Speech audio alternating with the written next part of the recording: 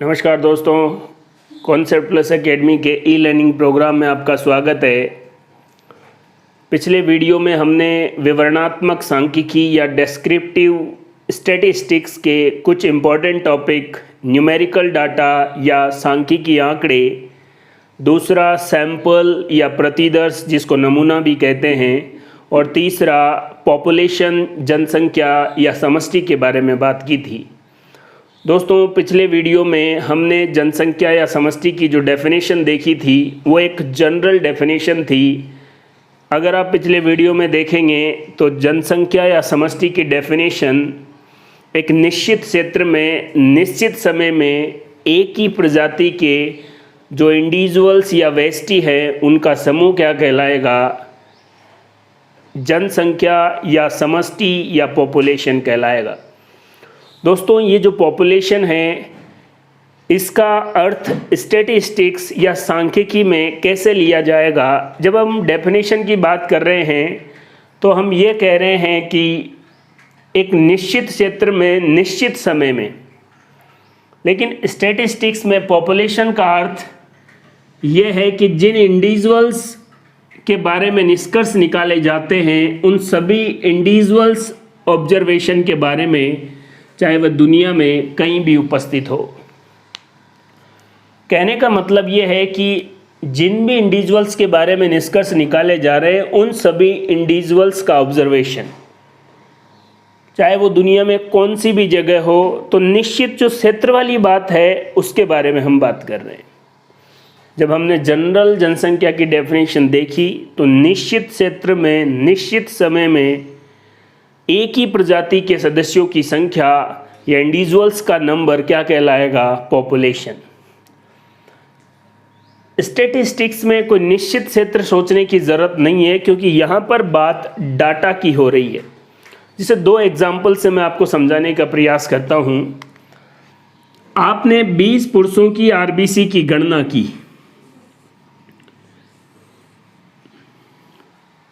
जब आपने पुरुष प्रजाति या पुरुषों की जो जनसंख्या है उसमें से 20 पुरुषों का सैंपल लिया और उनकी आरबीसी की गणना की, इस सैंपल से सभी पुरुषों के बारे में अगर हमने कोई निष्कर्ष निकाले तो ये निष्कर्ष सभी पुरुषों को क्या करेंगे, निरूपित करेंगे। अगर आपने 20 पुरुषों की आरबीसी की गणना के बारे में कुछ निष्कर्ष निकाले हैं तो इस दुनिया में चाहे वो कहीं भी हो रहने वाले पुरुषों की आरबीसी के संबंधित जानकारी आप दे रहे हैं। ऐसा नहीं है कि आपने 20 पुरुषों के बारे में गणना की है तो केवल इंडिया के लिए है या कोई दूसरे देश के लिए है। अगर आपने कोई फिक्स क्राइटेरिया नहीं रखा है, केवल 20 पुरुषों के बारे में अगर आप बात कर रहे हैं तो होमो सेपियंस के मेल के बारे में बात कर रहे हैं, चाहे वो दुनिया में कहीं भी रहे।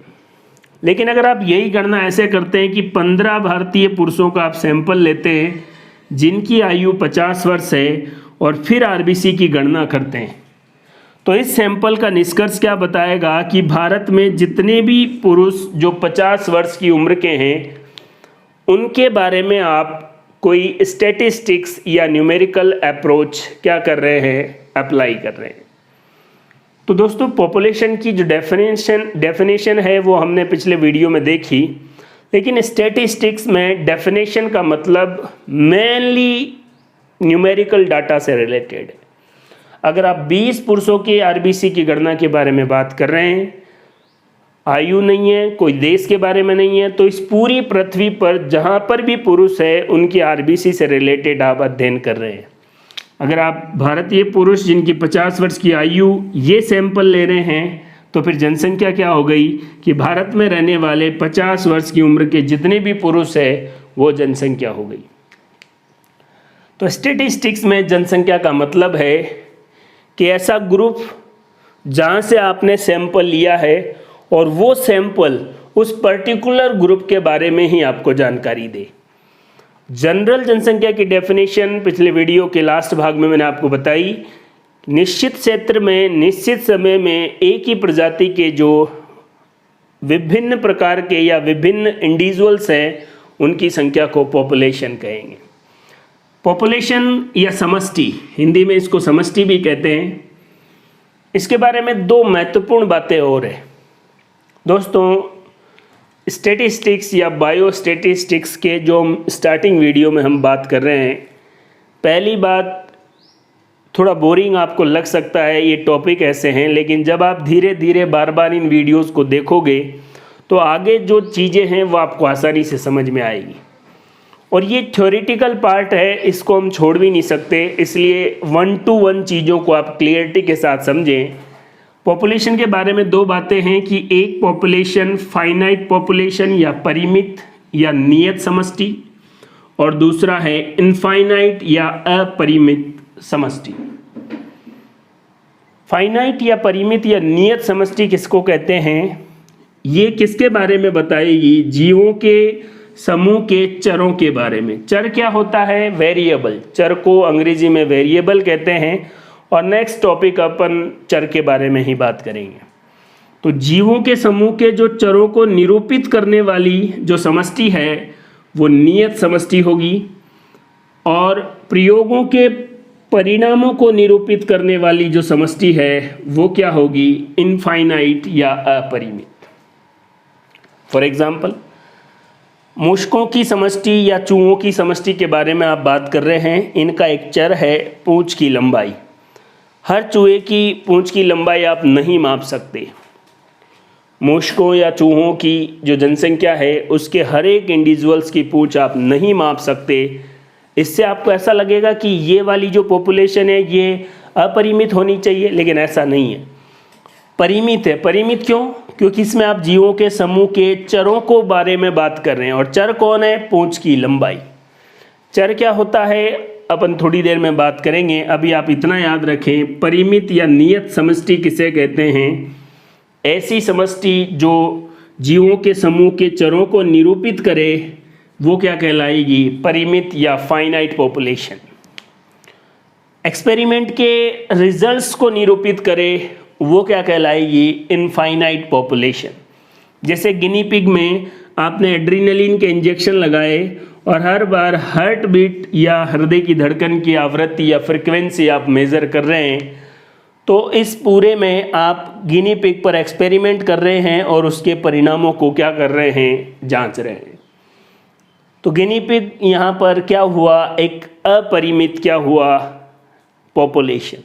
यहाँ पर मूषकों की समष्टि क्या हुई? परिमित। मैं फिर कह रहा हूँ, हर एक चूहे की पूंछ मापना असंभव है, लेकिन फिर भी चूहों की जाति या चूहों की जनसंख्या या समष्टि कौन सी है? परिमित। क्यों? आपको ऐसे नहीं सोचना, आपको ऐसे सोचना है जो जीवों के समूह के चरों को निरूपित करें वो क्या कहलाएगी? परिमित। और जो प्रयोगों के परिणामों को रिप्रेजेंट करे वो क्या कहलाएगी? अपरिमित। तो ये हमने बात की है स्टैटिस्टिक्स में पॉपुलेशन से रिलेटेड। समष्टि, पॉपुलेशन या जनसंख्या, और वो स्टैटिस्टिक्स या बायोस्टैटिस्टिक्स में कैसे इन्वॉल्व है। पॉपुलेशन की डेफिनेशन कुछ एग्जाम्पल के द्वारा मैंने आपको समझाया।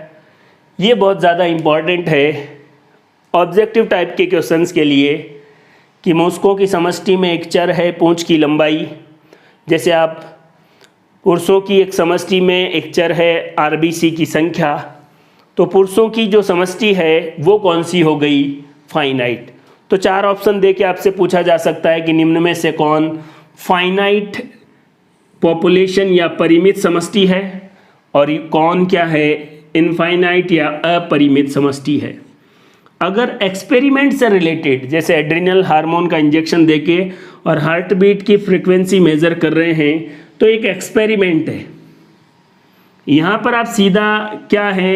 एक चर की पूंछ की लंबाई एक वेरिएबल है, और उस वेरिएबल के बारे में समष्टि से रिलेटेड आप स्टडी कर रहे हैं, तो ये कौन सी हो गई? फाइनाइट। तो मैं फिर कह रहा हूँ, फाइनाइट और इनफाइनाइट पॉपुलेशन को आप बड़े ध्यान से देखें।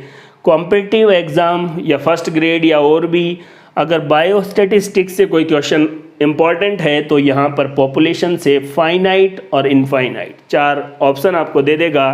निम्न में से कौन सा उदाहरण फाइनाइट या नियत समष्टि का है, या निम्न में से कौन सा उदाहरण इनफाइनाइट या अपरिमित समष्टि का है। इसलिए पॉपुलेशन से रिलेटेड जो चीज़ें हैं, कॉन्सेप्ट्स हैं, उनको आप बड़े आसानी से देखें। चर को ही परिवर्ती और इसी को अंग्रेजी में वेरिएबल्स कहते हैं। इसकी डेफिनेशन क्या है? किसी लक्षण द्वारा सैंपल या प्रतिदर्श में उपस्थित व्यष्टि का मतलब इंडिविजुअल्स किसी निश्चित जांचने योग्य तरीके से भिन्न होते हैं। किसी लक्षण द्वारा सैंपल में उपस्थित इंडिविजुअल्स किसी निश्चित जांचने योग्य तरीके से भिन्न होते हैं, इस लक्षण को ही चर कहते हैं। ये बुक्स की डेफिनेशन है और आप देखेंगे तो ये आपको समझ में नहीं भी आ रही। वैसे आसान है, कोई बड़ी बात नहीं है। किसी लक्षण द्वारा सैंपल में उपस्थित जो इंडिविजुअल्स हैं वो निश्चित जांचने योग्य तरीके से भिन्न होते हैं, इस लक्षण को ही वेरिएबल या चर कहते हैं। चर की डेफिनेशन हमने पढ़ी और इसको अपन एक्सप्लेन और सिंपल करते हैं। दोस्तों, अभी आपको चर की डेफिनेशन समझ में भी आएगी और दोबारा आपको कभी रट्टा मारने की ज़रूरत भी नहीं पड़ेगी। आपके पास एक पॉपुलेशन है और वो पॉपुलेशन है बच्चे। मतलब आपने बच्चों की एक पॉपुलेशन के बारे में स्टडी करनी है। उन बच्चों की पॉपुलेशन में से आपने सैंपल लिए, प्रतिदर्श या नमूना लिया 5 बच्चे। तो याद करो, सैंपल या प्रतिदर्श की डेफिनेशन क्या होती थी कि किसी समष्टि में से वो पार्ट जो आपको ऑब्जर्व करना है वही सैंपल कहलाएगा। अब इस 5 बच्चों का जो सैंपल है, इसमें इंडिविजुअल्स कितने हो गए? 5 हो गए। हर एक को इंडिविजुअल्स या व्यष्टि कहेंगे। देखो, कोई पॉपुलेशन है, उसमें से 5 आपने सैंपल लिए और ये 5 यहाँ पर ये देखो इंडिविजुअल्स। अब ये हर एक इंडिविजुअल्स या हर एक बच्चा एक लक्षण रखता है जो सब में भिन्न है। मान लो अगर इन 5 की हम लंबाई के बारे में बात करें तो 5 की लंबाई अलग अलग होगी। मान लो किसी की लंबाई 150 है, किसी की 152 सेंटीमीटर है, 151 है, 153 है। ये देखिए, तो हर एक इंडिविजुअल्स की लंबाई भिन्न भिन्न है और लंबाई क्या है? लक्षण है। अगर आप इन्हीं के वज़न के बारे में बात करते हैं तो कहने का मतलब क्या हुआ कि ये 5 इंडिविजुअल्स भिन्न भिन्न है लंबाई में और वज़न में। और लंबाई और वज़न क्या है? लक्षण। और ये लक्षण ही क्या कहलाएगा? चर या वेरिएबल। तो देखने के बाद आपको ये पता लगा कि वेरिएबल या चर कुछ नहीं है, लक्षण है, एक कैरेक्टरिस्टिक्स है। क्या है ये? इसको एक बार इसको सिंपली देख लेते हैं कि चर एक प्रकार का क्या है? लक्षण है जो सैंपल में उपस्थित इंडिविजुअल्स में भिन्न भिन्न होता है। चर जो है एक प्रकार का क्या है? लक्षण है जो सैंपल में उपस्थित जो इंडिविजुअल्स है उनमें भिन्न भिन्न होता है। अगर कोई ऐसा लक्षण जो इन सभी इंडिविजुअल्स में सेम हो तो फिर उसको अपन चर या वेरिएबल नहीं कह सकते। फॉर एग्जाम्पल, स्तनधारी या मैमल्स समतापता या वार्म ब्लडेड होते हैं। मतलब ये अपने शरीर के तापमान को नियत रखते हैं और ये लक्षण क्या है? समतापता या वार्म ब्लडनेस।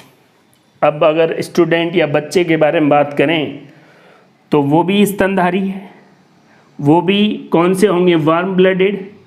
तो आपने ये 5 बच्चों का सैंपल लिया है, ये भी वार्म ब्लडेड है, ये भी वार्म ब्लडेड है, सभी वार्म ब्लडेड है। इसका मतलब ये जो समतापता वाला लक्षण है ये चर नहीं है। स्तनधारियों में वार्म ब्लडनेस वेरिएबल, परिवर्ती या चर नहीं है। चर क्या है? लक्षण है। ऐसा लक्षण जो सैंपल में जो इंडिविजुअल्स है उनमें भिन्न भिन्न हो, अलग अलग हो, वेरिएशन दर्शाता हो। अगर कोई लक्षण सभी इंडिविजुअल्स में समान है तो वो चर नहीं होगा। बिल्कुल सिंपल बात हो गई है चर को समझना। स्तनधारियों में समतापता, वार्म ब्लडनेस चर नहीं है। बहुत ही इंपॉर्टेंट बात है। देखिए एग्जाम में जो क्वेश्चंस आते हैं वो ऐसा नहीं है कि वो अपनी मर्जी से बना लें।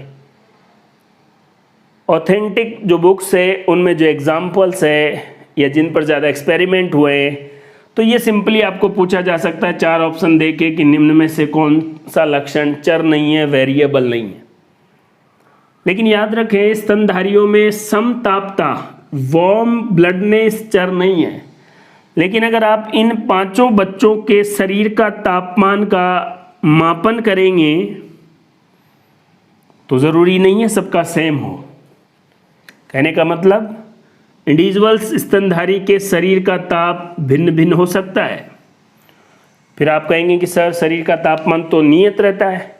नियत रहता है मतलब जिसके शरीर का तापमान 37 डिग्री के आसपास रहेगा और शरीर उसी को बनाए रखने में क्या करता है, अनुकूलन करता है। अब थोड़ा बहुत तो वेरिएट हो ही सकता है। तो स्तनधारियों के शरीर का ताप अगर आप लक्षण लेते हैं तो ये भिन्न भिन्न होगा और ये क्या होगा, चर होगा। ये बहुत ज़्यादा इम्पॉर्टेंट बात है। अगर समतापता या वार्म ब्लडनेस लेते हैं स्तनधारियों में तो चर नहीं है। लेकिन हर एक इंडिविजुअल्स के शरीर का तापमान वेरी कर सकता है, इसलिए शरीर का तापमान वेरिएबल या चर है। नाम से पता लग रहा है वेरिएबल। वेरिएबल का मतलब जो परिवर्ती हो, हर एक इंडिविजुअल्स में जिसका मान अलग अलग हो। तो चर की डेफिनेशन एक्सप्लेन कैसे किया चर को, वो आसान सी डेफिनेशन की चर एक प्रकार का लक्षण है जो सैंपल में उपस्थित इंडिविजुअल्स में भिन्न भिन्न होता है। अगर वो लक्षण भिन्न भिन्न है, लंबाई अलग अलग हो सकती है, वजन अलग अलग हो सकता है तो चर है। अगर लक्षण सेम है तो फिर वो चर नहीं है। तो चर की डेफिनेशन बड़े ध्यान से देखें। स्तनधारियों में वार्म ब्लडनेस एक चर नहीं है, लेकिन सभी स्तनधारियों के शरीर का तापमान क्या है, एक चर है। वेरिएबल या चर की डेफिनेशन के बाद हम बात करते हैं चरों के प्रकार या टाइप ऑफ वेरिएबल्स। दोस्तों 4 प्रकार के चर है या वेरिएबल्स है। मापन चर, मेजरमेंट वेरिएबल, कोटिकृत या क्रमित चर, रैंक्ड और ऑर्डर्ड वेरिएबल, नामित चर, नॉमिनल वेरिएबल, व्युत्पन्न या अभिकल्पित चर, डेराइव्ड और कॉम्प्यूटेड वेरिएबल। ये जो 4 प्रकार के वेरिएबल है इनके बारे में हम बात करते हैं। वेरिएबल की डेफिनेशन में आपको ये पता लग चुका है कि वेरिएबल एक प्रकार का लक्षण है जो सैंपल में जो इंडिविजुअल्स है उनमें भिन्न भिन्न होता है। सबसे पहले हम बात करते हैं मापन चर या मेजरमेंट वेरिएबल्स के बारे में। पहला जो चर है वो है मापन चर या मेजरमेंट वेरिएबल्स। आइए दोस्तों इसके बारे में बात करते हैं। वे मापन या गणनाएं जिन्हें संख्यात्मक रूप से व्यक्त किया जा सकता है। वे मापन या गणनाएं जिन्हें संख्यात्मक रूप से व्यक्त किया जा सकता है मापन चर कहलाते हैं। मापन चर 2 प्रकार के होते हैं। पहला है सतत मापन चर, कॉन्टिन्यूअस मेजरमेंट वेरिएबल। दूसरा है असतत मापन चर या डिसकॉन्टिन्यूअस या इसी कोई डिस्क्रीट वेरिएबल्स कहेंगे। सतत मापन चर या कॉन्टिन्यूअस वेरिएबल्स या कॉन्टिन्यूअस मेजरमेंट वेरिएबल्स, इसके एग्जाम्पल क्या है ये देखिए। नाम से पता लग रहा है सतत। अगर आप लंबाई एक वेरिएबल लेते हैं तो किसी की लंबाई 1.5 है, 1.52 हो सकती है, 0.3 हो सकती है, 0.4 हो सकती है, 0.5 हो सकती है। ऐसे लगातार कॉन्टिन्यूअस आंकड़े हो सकते हैं। वज़न भी किसी का 50 किलो है, 50.1 हो सकता है, 50.2 हो सकता है। कोण भी डिग्री में आगे, और तापमान भी 37 डिग्री, 37.5 डिग्री, 37.7 डिग्री ऐसे हो सकता है। तो सतत मापन चर का मतलब है ऐसे चर, ऐसे वेरिएबल जिनके जो न्यूमेरिकल वैल्यू है वो रेगुलर हो, कंटिन्यूअस हो।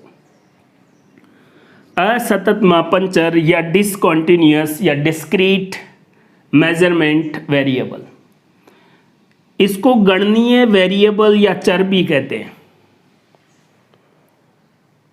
जैसे कीटों के जो उपांग है, जो पैर है, उनमें खंडों की संख्या फिक्स है। अपने अंदर सपोज कर ले दांतों की संख्या 32 है, तो ऐसा नहीं हो सकता कि किसी के अंदर 32.1 है, किसी के अंदर 32.2 है, किसी के अंदर 32.5 है। ऐसे दांतों की संख्या नहीं हो सकती, फिक्स है। ग्रंथियों की संख्या कितनी है, किसी की संततियों की संख्या कितनी है। मान लो किसी के 2 बच्चे हैं, तो ये कौन सा चर हुआ, असतत मापन चर। ऐसा नहीं हो कि दूसरे वाले के 2.5 है तो दूसरे वाले के 3 होंगे, फिर 4 होंगे। तो प्रोजेनी या संततियों की संख्या, मान लो आपने 5 लोगों को सैंपल के रूप में लिया, किसी के 2 बच्चे हैं, किसी के 3 बच्चे हैं, किसी के 4 बच्चे हैं। ऐसा नहीं मिलेगा कि किसी के 3.5 बच्चे हैं। तो संततियों की संख्या, दांतों की संख्या, ग्रंथियों की संख्या, ये असतत मापन चर है, गणनीय चर है। और लंबाई, वजन, कोण, तापमान, ये सतत मापन चर है। और सतत मापन चर, असतत मापन चर और मापन चर क्या है, ऐसे मापन या गणनाएं जिन्हें संख्या के रूप में व्यक्त किया जा सकता है। दूसरा जो प्रकार है वो है कोटिकृत या क्रमित चर, रैंक्ड या ऑर्डर्ड वेरिएबल। इन्हें मापा नहीं जा सकता, लेकिन परिमाण के आधार पर क्रमित या कोटिकृत किया जा सकता है। 10 स्टूडेंट्स को आप सैंपल के रूप में लिए, पहले कौन आया, फिर उसके बाद कौन आया, तीसरे नंबर पे कौन आया, चौथे नंबर पे कौन आया। आप उनको रैंक्ड कर सकते हैं बिना ये चेक किए कि कौन सा स्टूडेंट कितने बजे आया। बात समझ रहे हैं? इनको मापा नहीं जा सकता, बस इनके परिमाण के आधार पर एक ऑर्डर में जमा लिया जाता है। जैसे प्यूपा के इमरजेंस या निर्गमन के ठीक समय को मापे बिना 10 प्यूपा के निर्गमन को वर्णित किया जा सकता है। मैंने एग्जाम्पल बता दिया है। जैसे 10 स्टूडेंट स्कूल में कौन पहले आया, उसके बाद कौन आया, कितने बजे आया, बिना ये चेक किए आप ये बता सकते हैं, एक रैंक या ऑर्डर बना सकते हैं। तो 4 प्रकार के वेरिएबल्स है जिसमें हमने बात की है अभी, मापन चर, मेजरमेंट वेरिएबल, और दूसरा है कोटिकृत या क्रमित चर, रैंक्ड और ऑर्डर्ड वेरिएबल। कोटिकृत या क्रमित चर के बाद हम बात करते हैं नामित चर या नॉमिनल वेरिएबल। इन चरों को गुण भी या एट्रीब्यूट भी कहते हैं। वे चर जिन्हें मापा नहीं जा सकता लेकिन गुणात्मक रूप से व्यक्त किया जाता है, नॉमिनल वेरिएबल कहलाते हैं। जैसे रंग, किसी का भी रंग, मानव के लिए ले लीजिए, मूसक के लिए ले लीजिए, या और किसी जानवर के लिए ले लीजिए। नामित चर कोई गुण है, जैसे रंग, नर और मादा, ये सब क्या होंगे। जैसे आपने 1000 की पॉपुलेशन ली, उसमें कितने नर हैं, कितने मादा हैं, ये क्या हुआ है, नॉमिनल वेरिएबल। सबसे इम्पॉर्टेंट बात, और एग्ज़ाम के पर्पज़ से जो कॉम्पिटिटिव एग्ज़ाम है उनमें ज़्यादा इम्पॉर्टेंट सवाल यहाँ से पूछे जाते हैं कि नॉमिनल वेरिएबल, नामित चर को कन्वर्ट किया जा सकता है मापन चर में, या जो दूसरे नंबर का है कोटिकृत या क्रमित चर में। कैसे? जैसे हम रंग की ही बात लेते हैं। ये देखिए, रंग अभी क्या है, नामित चर है, लेकिन इसी रंग को तरंगदैर्घ्य या वेवलेंथ के अकॉर्डिंग लिखा जाए तो रंग के कुछ ऐसे मेजरमेंट वैल्यू हो जाएगी जिसको हम माप सकते हैं, तो मापन चर हो गया। और आपको याद आ रहा होगा जैसे हम बात करते हैं विबग्योर, ये 7 रंग है और इन सब की एक पर्टिकुलर रेंज की वेवलेंथ है। अगर हम इस 7 रंगों के नाम लिखते हैं तो वो है नामित चर, लेकिन इन सब की तरंग दैर्घ्य या वेवलेंथ लिखते हैं तो वो क्या होगा, मापन चर। नामित चर को हम ऐसे भी लिख सकते हैं कि लाइट कलर के लिए 1, नॉर्मल के लिए 2 वैल्यू और डार्क के लिए 3। और फिर इनको हम क्या कर दिए, रैंक या क्रमित कर दिए, पहला, दूसरा, तीसरा। पहले पे कौन आएगा, जिनका लाइट कलर है, 2 पे कौन, जो नॉर्मल कलर वाले, और 3 पे कौन, डार्क कलर वाले।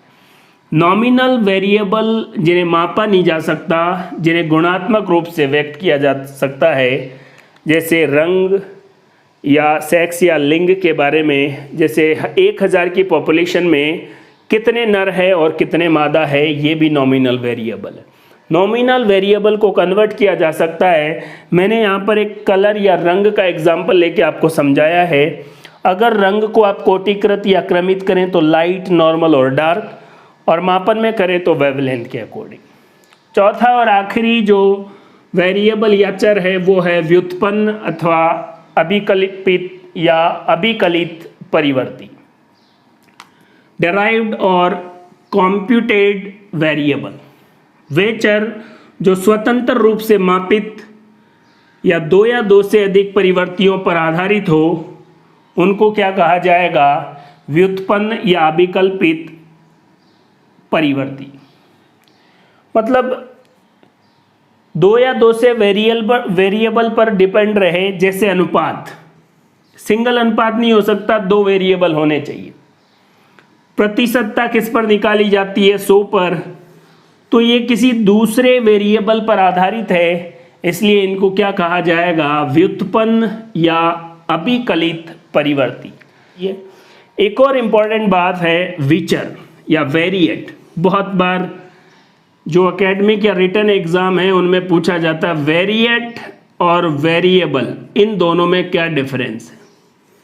वेरिएट और वेरिएबल, वेरिएबल तो हम बात कर ही रहे हैं। वेरिएबल एक लक्षण है जो किसी सैंपल के हर एक इंडिविजुअल्स में भिन्न भिन्न हो सकता है। विचर या वेरिएट क्या है वो देखिए। किसी चर या परिवर्ती के एकल प्रेक्षण या सिंगल ऑब्जर्वेशन को विचर कहते हैं।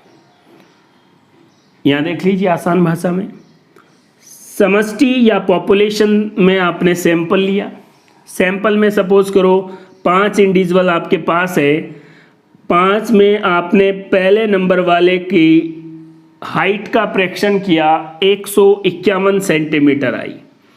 आपने केवल एक या सिंगल ऑब्जर्वेशन किया है, ये सिंगल ऑब्जर्वेशन क्या कहलाएगा, वेरिएट। कहने का मतलब क्या हुआ, सिंगल ऑब्जर्वेशन ये भी वेरिएट, ये भी वेरिएट, ये भी वेरिएट, ये भी वेरिएट, और ये सभी वेरिएट का जो डाटा होगा वो क्या कहलाएगा, सैंपल। सैंपल में जो सिंगल या इंडिविजुअल्स है उसका जो मापन किया गया लक्षण है, उस लक्षण का मान वेरिएट है, और वो लक्षण क्या है, वेरिएबल। किसी चर या परिवर्ती के एकल सिंगल ऑब्जर्वेशन को क्या बोला जाएगा, विचर या वेरिएट। और यहाँ पर हम लंबाई माप रहे हैं तो लंबाई क्या है, वेरिएबल, और सिंगल ऑब्जर्वेशन कितना आया है, 151 सेंटीमीटर, तो 151 सेंटीमीटर क्या है, वेरिएट। मान लो दूसरा भी, ये भी वेरिएट हो सकता है, इसकी वैल्यू 150 सेंटीमीटर हो सकती है। तो वेरिएबल, उसकी डेफिनेशन, वेरिएबल के 4 प्रकार, और सबसे इंपॉर्टेंट बात विचर या वेरिएट। तो आपको ये क्लियर हो गया होगा वेरिएट और वेरिएबल में क्या डिफरेंस है। वेरिएबल लक्षण है, वेरिएट उस लक्षण का एक इंडिविजुअल का जो माप है वो क्या कहलाएगा, वेरिएट कहलाएगा। चरों के प्रकार के बाद हम बात करते हैं समंकों का वर्गीकरण, क्लासिफिकेशन ऑफ डाटा एवं टेबुलेशन या सारणीयन। क्लासिफिकेशन ऑफ डाटा या समंक या डाटा को सबसे पहले वर्गीकरण विधि द्वारा संक्षिप्त करेंगे, उसके बाद सारणीयन द्वारा प्रदर्शित करेंगे, फिर उसके बाद आवृत्ति अथवा बारंबारता बंटन के रूप में व्यक्त किया जाता है ताकि डाटा को सिंपल और निष्कर्ष योग्य बनाया जा सके। और निष्कर्ष योग्य या निष्कर्ष के बारे में निष्कर्षात्मक सांख्यिकी जो हमने बात की है, तो अभी डाटा को सिंपल और निष्कर्ष बनाने के लिए क्या करना है, पहले डाटा का क्लासिफिकेशन हो, फिर उसका सारणीयन हो, एक टेबल में अच्छी तरीके से रिप्रेजेंट करें, फिर आवृत्ति या बारंबारता बंटन के रूप में उसको व्यक्त करें।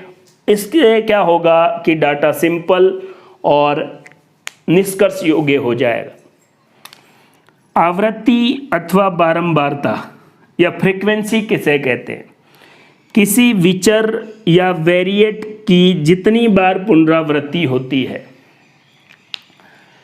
जैसे 5 बार बार रिपीट हो रहा है, तो आपने किसी भी वेरिएबल के जो इंडिविजुअल्स है उस इंडिविजुअल्स का मापन किया और रिजल्ट 5 आया। 5 अभी अपन बात कर लेते हैं। सपोज करो उपांगों में खंडों की संख्या 5 आई, तो 5 विचर है, अब कितने कीटों में आई, जितनी बार 5 रिपीट होगा वही क्या होगा, फ्रीक्वेंसी या आवृत्ति या बारंबारता। आवृत्ति या फ्रीक्वेंसी किसको कहते हैं आप जानते हैं, लेकिन डेफिनेशन क्या है, किसी वेरिएट की जितनी बार पुनरावृत्ति होती है वो फ्रीक्वेंसी है। और किस वेरिएट की कितनी बार फ्रीक्वेंसी या कितनी बार पुनरावृत्ति हुई है, इसको एक टेबल में रिप्रेजेंट करना फ्रीक्वेंसी डिस्ट्रीब्यूशन है। फ्रीक्वेंसी का डिस्ट्रीब्यूशन शो करना फ्रीक्वेंसी डिस्ट्रीब्यूशन है। यहाँ देखिए सांख्यिकी में डाटा को विभिन्न वर्गों में बांटना क्लासिफिकेशन ऑफ डाटा या वर्गीकरण, किसका वर्गीकरण, डाटा का वर्गीकरण कहलाता है। और वर्गीकृत जो डाटा है उसको शॉर्ट, संक्षिप्त और सुव्यवस्थित तरीके से सारणियों में प्रदर्शित करना क्या कहलाएगा, सारणीयन या टेबुलेशन। क्लासिफिकेशन ऑफ डाटा और सारणीयन के बाद एक वर्ड है फ्रीक्वेंसी डिस्ट्रीब्यूशन। और फ्रीक्वेंसी या आवृत्ति का डिस्ट्रीब्यूशन, और आवृत्ति क्या है, किसी वेरिएट की जितनी बार पुनरावृत्ति हो वो क्या है, आवृत्ति है। फ्रीक्वेंसी डिस्ट्रीब्यूशन 2 टाइप का हो सकता है। अगर वेरिएबल मापन चर है तो इस फ्रीक्वेंसी डिस्ट्रीब्यूशन को क्वांटिटेटिव फ्रीक्वेंसी डिस्ट्रीब्यूशन कहा जाएगा। मात्रात्मक आवृत्ति बंटन या मात्रात्मक बारंबारता बंटन। अगर एक्सपेरिमेंट में वेरिएबल नामित चर है, नॉमिनल वेरिएबल है, तो फ्रीक्वेंसी डिस्ट्रीब्यूशन गुणात्मक होगा और इस डिस्ट्रीब्यूशन को क्वालिटेटिव फ्रीक्वेंसी डिस्ट्रीब्यूशन कहा जाएगा। दोस्तों हमने 3 शब्दों के बारे में जानकारी प्राप्त की है। बिल्कुल सिंपल है, लेकिन बुक्स के अकॉर्डिंग रिटन एग्जाम में आपको कैसे लिखना है, इसलिए मैंने आपको टू द पॉइंट सारी चीज़ें लिखवाई है। वरना नॉर्मल हम बात करें डाटा का वर्गीकरण करना, क्लासिफिकेशन ऑफ डाटा है, उस डाटा को शॉर्ट करके और सुव्यवस्थित तरीके से सारणी में जमाना टेबुलेशन या सारणीयन है। और उस सारणी में कौन सा वेरिएट कितनी बार रिपीट हो रहा है ये डिस्ट्रीब्यूट करना फ्रीक्वेंसी डिस्ट्रीब्यूशन है। और अगर वेरिएबल मापन चर है तो क्वांटिटेटिव फ्रीक्वेंसी डिस्ट्रीब्यूशन, और वेरिएबल नामित या नॉमिनल चर है तो क्वालिटेटिव फ्रीक्वेंसी डिस्ट्रीब्यूशन। अब मापन चर क्या है, नामित चर क्या है, वेरिएबल क्या है, ये हम बात कर चुके हैं। यहाँ पर हमने 3 बातें की है, classification, tabulation and frequency distribution. Frequency distribution में क्वांटिटेटिव और क्वालिटेटिव डिस्ट्रीब्यूशन, अगर वेरिएबल मापित चर है तो क्या होगा और नामित चर है तो क्या होगा, ये फ्रीक्वेंसी डिस्ट्रीब्यूशन हमने देख लिया है। फ्रीक्वेंसी डिस्ट्रीब्यूशन बारंबारता बंटन या आवृत्ति बंटन में सबसे ज़्यादा महत्वपूर्ण बात है कॉन्टीन्यूअस फ्रीक्वेंसी डिस्ट्रीब्यूशन के दौरान जो आप वर्ग बनाते हैं, क्लास बनाते हैं, उसमें 2 सीरीज चलती है। एक है इंक्लूसिव सीरीज या समावेशी श्रेणी और दूसरी है एक्सक्लूसिव सीरीज या अपवर्जी श्रेणी। ज़्यादातर व्यवहार में सामान्य जितने भी स्टैटिस्टिकल डाटा होते हैं उनमें एक्सक्लूसिव सीरीज का इस्तेमाल किया जाता है।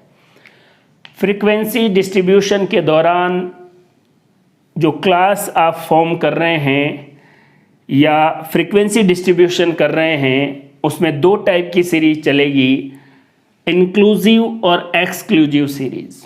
कॉम्पिटिटिव एग्ज़ाम और एकेडमिक और रिटन एग्ज़ाम दोनों में ये बहुत ज़्यादा इम्पॉर्टेंट है। समझना है क्या इंक्लूसिव है और क्या एक्सक्लूसिव सीरीज़ है। मैंने यहाँ पर समझाने के लिए 10 बच्चों की लंबाई सेंटीमीटर में आपके सामने बताई है। एक सैंपल है और ये ऑब्जर्वेशन है। हर एक ऑब्जर्वेशन वेरिएट होगा, विचर होगा, और बहुत सारे विचर ही क्या है, सैंपल है। इंक्लूसिव सीरीज क्या बताती है कि जो आपने डिस्ट्रीब्यूशन किया है ये है वर्ग, इस वर्ग की ऊपरी सीमा अपर लिमिट के समान मान उसी वर्ग में। हमने यहाँ पर वर्ग डिसाइड किया 150 से लेकर 154 तक। ये इसकी लोअर लिमिट है, ये इसकी अपर लिमिट है, निचली सीमा और ऊपरी सीमा। अगर सीरीज में ऊपरी सीमा के समान जो मान है वो इसी वर्ग में आए तो इंक्लूसिव। देखो इन 10 को डिस्ट्रीब्यूट करते हैं। 150 से लेकर 154 तक कितने हैं, 3। 154 अपर लिमिट है और 154 को इसी में गिना है। अपर लिमिट वाली वैल्यू को उसी वर्ग में गिना जाए, मतलब उसी के अंदर रख दिया, इसलिए समावेश कर दिया, इंक्लूसिव। 155 से लेकर 159 तक कितने, 1 2 3 4 5। 160 से लेकर 164 तक कितने हैं, 2। टोटल कितने हो गए, 10।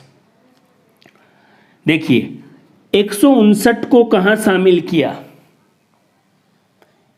159 को दूसरे वर्ग की जो अपर लिमिट है 159 उसको उसी वर्ग में शामिल किया, इंक्लूसिव। और इस सीरीज की सबसे खास बात क्या होती है कि जो वर्ग है उसकी ऊपरी सीमा और अगले वर्ग की निचली सीमा के बीच में 1 का अंतर होता है। ये है इंक्लूसिव सीरीज। बड़ी आसानी से आपको समझ में आ गई, लेकिन रिटन एग्जाम में और कॉम्पिटिटिव एग्जाम में बहुत ज़्यादा बार इससे सवाल पूछे गए हैं। सबसे ज़्यादा व्यवहार में जो प्रयोग में लाने जो विधि लाई जाती है वो है एक्सक्लूसिव या अपवर्जी श्रेणी। इसमें क्या है, ये वर्ग है और आपने वर्गंतराल 5 का डिसाइड किया। 150 से लेकर 155, 155 से 160, 160 से 165।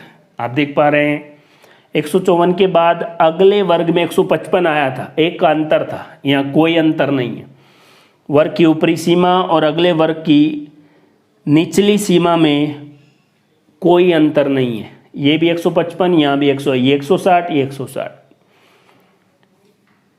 इंपॉर्टेंट बात, एक वर्ग की ऊपरी सीमा के बराबर मान की इकाई उसी वर्ग में सम्मिलित नहीं की जाती, अगले वर्ग में सम्मिलित की जाती है। जैसे 10 बच्चों में 150 से लेकर 155 सेंटीमीटर वाले कितने हैं, पहले 154 वाले को इसी में शामिल किया था। अब 150 से लेकर 155 तक 3, 155 से लेकर 160 तक 1 2 3 4 5 और 160 से 165 तक 2।